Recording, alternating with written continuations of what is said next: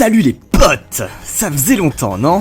Il est grand temps de reprendre notre histoire. Les boss de Terraria, on entre en 1.2.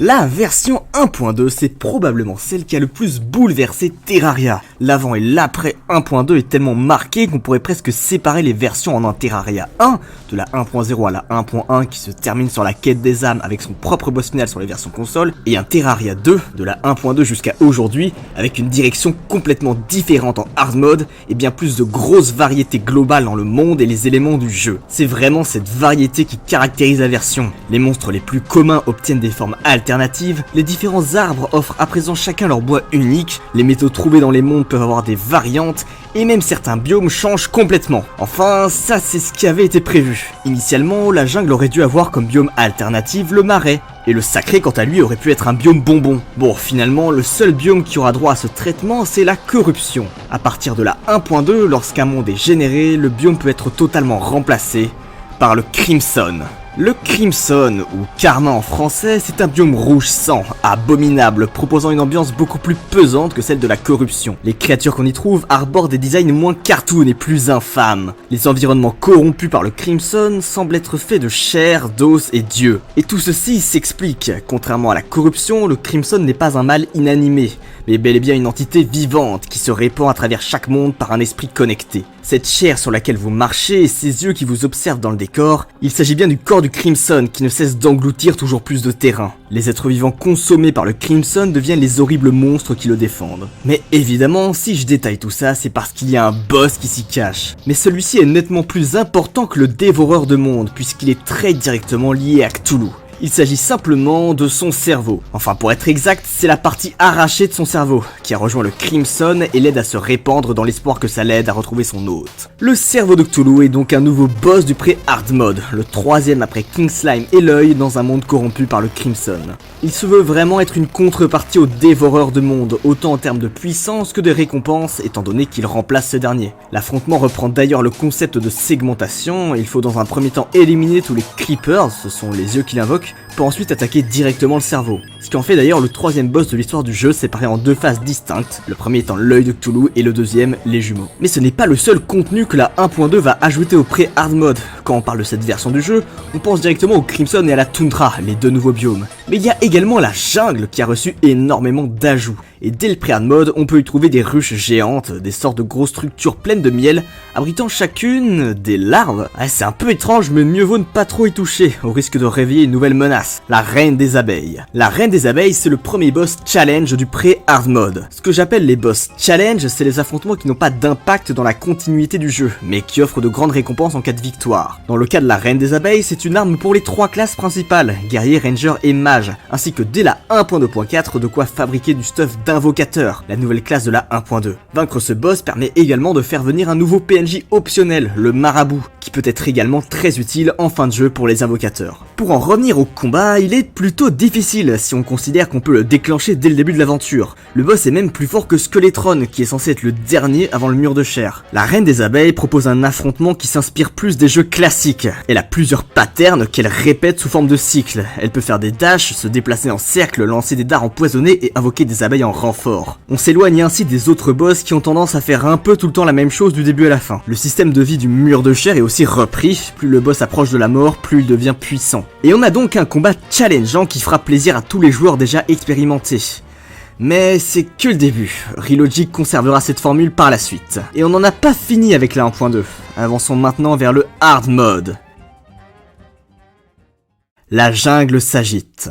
Vous vous souvenez de la quête des âmes et du sacré en 1.1 ? On annule tout. Enfin, toute cette partie-là est simplifiée et reléguée au rang de Early Hard Mode. Les boss mécaniques sont nerfés, il n'y a plus besoin de faire de fusion pour obtenir les équipements sacrés, et au crâne, lui on peut déjà l'oublier. Car la suite du jeu se passe dans la jungle.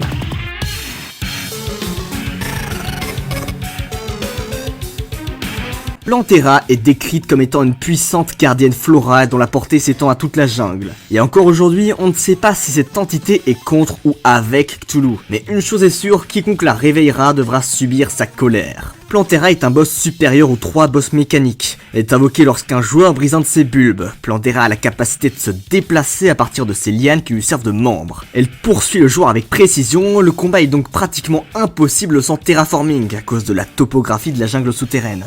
Une fois le terrain plus dégagé, le joueur pourra découvrir ses nombreux projectiles, dards empoisonnés en rafale, boules d'épines rebondissantes et spores, plus discrets mais pas moins dangereux. Et une fois passé à la moitié de sa vie, Plantera passe en phase 2. Elle gagne en vitesse et se met à charger le joueur dans l'espoir de lui infliger d'énormes dégâts au corps à corps. Un affrontement vraiment sympa qui change beaucoup d'ambiance par rapport au début du hard mode, et qui permet lui aussi de continuer la progression du jeu. Car à sa mort, Plantera lâche une certaine quantité de choses. Beaucoup d'armes pour chacune des 4 classes de la 1.2, mais surtout une clé.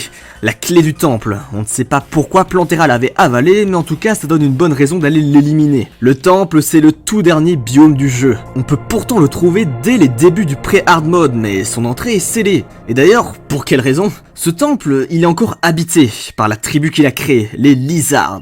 On ne sait pas grand chose d'eux, ils seront décrits comme étant une civilisation à l'air primitive, mais qui est en réalité assez avancée technologiquement. Et en effet, on peut voir dans leur temple qu'ils ont su installer tout un tas de pièges plus dangereux les uns que les autres. Mais leur plus importante création n'est autre que le golem, un être imposant de pierre, gardien et protecteur des Lizards qui fonctionne grâce à des capsules d'énergie solaire. Bon, tout ça c'est bien stylé, mais je me pose plusieurs questions. Tout d'abord, si le golem est bien le gardien du temple des Lizards, alors pourquoi c'est au joueur d'aller le réveiller une fois arrivé dans la dernière salle? Mais surtout, si c'est censé être le boss final en 1.2, pourquoi il est nul? Non vraiment, il est stylé, y a pas de souci, mais en jeu il est vraiment trop simple à vaincre. Encore aujourd'hui, en 1.4.4, il est considéré comme étant un boss facile. Maintenant, dites-vous qu'il a été buff 3 fois, et pas des petits buffs, lors des mises à jour 1.2.3, 1.4 et 1.4.4, il a été vraiment amélioré avec plusieurs changements radicaux. Bon, la majorité des joueurs ont connu l'époque où ces points se rétractaient directement quand on les attaquait, mais avant la 1.2.3, il ne pouvait même pas traverser les blocs. On pouvait juste l'enfermer dans un coin comme une victime, le boss final, pitié.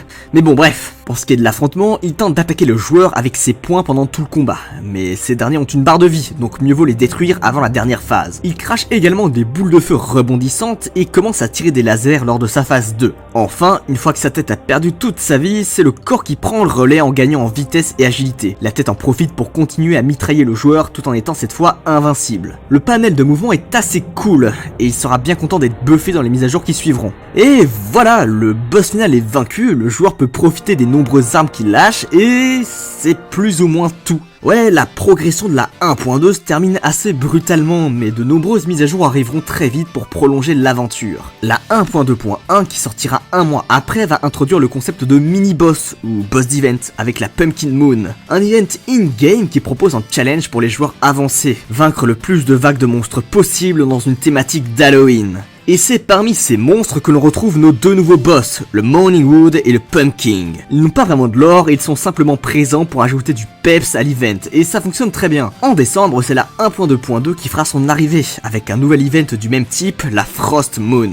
Vous l'aurez compris, c'est le même principe, mais cette fois sur la thématique de Noël. Cette fois, le challenge se veut encore plus corsé et ne présente plus 2 mais 3 boss. L'Everscream, une sorte d'équivalent au Morningwood, le tank Santa NK1 et le boss le plus puissant, l'Ice Queen. Et je crois pas dire de bêtises si j'affirme qu'en 1.2.2, l'Ice Queen est de loin le boss le plus coriace du jeu. En même temps, la concurrence n'est pas bien rude. Mais cette concurrence finira bien par arriver. Avançons un peu dans le temps jusqu'en 1.2.4. Une mage assez fournie qui apportera son lot de nouveautés, parmi lesquelles la pêche, une mécanique qui permet, comme son nom l'indique, de pêcher, afin de récupérer divers poissons ou équipements. Et selon l'appât utilisé, les récompenses seront plus ou moins grandes. Et l'un de ces appâts est particulier.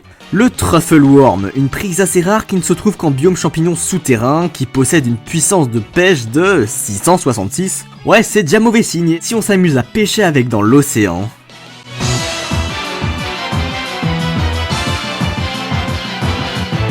Duke Fishron, le dernier boss qui sera introduit en 1.2 et pas des moindres. Un combat intense, dynamique. Mieux vaut être bien préparé parce qu'on tient là le boss le plus puissant de l'époque et de très loin. Et le plus beau, c'est qu'il peut être affronté dès le début du hard mode, afin d'avoir un bon challenge bien satisfaisant. Le boss charge très rapidement sur le joueur et inflige de lourds dégâts. Il prendra quelques pauses pour cracher ses bulles ou invoquer des tornades desquelles sortiront des nuées de requins, plus précisément des Sharkron, une espèce semblable à celle de Duke qui semble être un mixte entre un requin, un porc et un dragon. Mais ça encore, c'est rien. Lors de sa phase 2, il gagne en vitesse et agilité, et inflige encore plus de dégâts, jusqu'à 120, c'est vraiment beaucoup pour de la 1.2. Et c'est même pas le pire, ces nouvelles tornades, les Cthulhu ont une base de 160 de dégâts. Autant dire que si le joueur passe dedans par inadvertance, il va pas trop kiffer. Bref, on a là un affrontement plus dynamique que jamais qui met vraiment à l'épreuve les capacités du joueur. Il faut apprendre les patterns du boss pour pouvoir esquiver ses attaques tout en visant correctement. Utiliser juste les bons équipements ne suffit plus. Et c'est ce qui en fait, je trouve, l'un des combats les plus fun du jeu encore aujourd'hui. Par contre, pour ce qui est de son lore, c'est un peu léger, Duke Fishron étant vraiment là en boss challenge optionnel. C'est même presque une blague des développeurs en fait. Il a été annoncé initialement comme un monstre de la Horde aquatique, un faux event teasé pour un 1er avril, mais il a finalement eu sa place tout seul dans le jeu. Il n'a pas vraiment de lien avec les événements de l'histoire du jeu, la mention de Cthulhu dans les Cthulhu n'étant probablement qu'un clin d'œil rigolo. On peut néanmoins comprendre sa place au sein de l'univers de Terraria. Le boss faisant probablement partie de l'espèce des Pigrons, ou des Sharkrons comme on a vu tout à l'heure. Il y en a un certain nombre dans le jeu, et c'est juste une espèce animale fictive propre à cet univers. On sait de Duke qu'il serait même une mutation de cette espèce, ce qui pourrait expliquer pourquoi il est si puissant. Et c'est qu'on a fait le tour de tous les boss de la 1.2. C'est pas forcément la version du jeu la plus fournie en termes de lore, bien qu'il y ait l'introduction de Crimson, mais ce fut vraiment un tournant majeur dans la direction que prendra le jeu au niveau de sa progression. Pour ce qui est du scénario, faudra attendre la 1.3.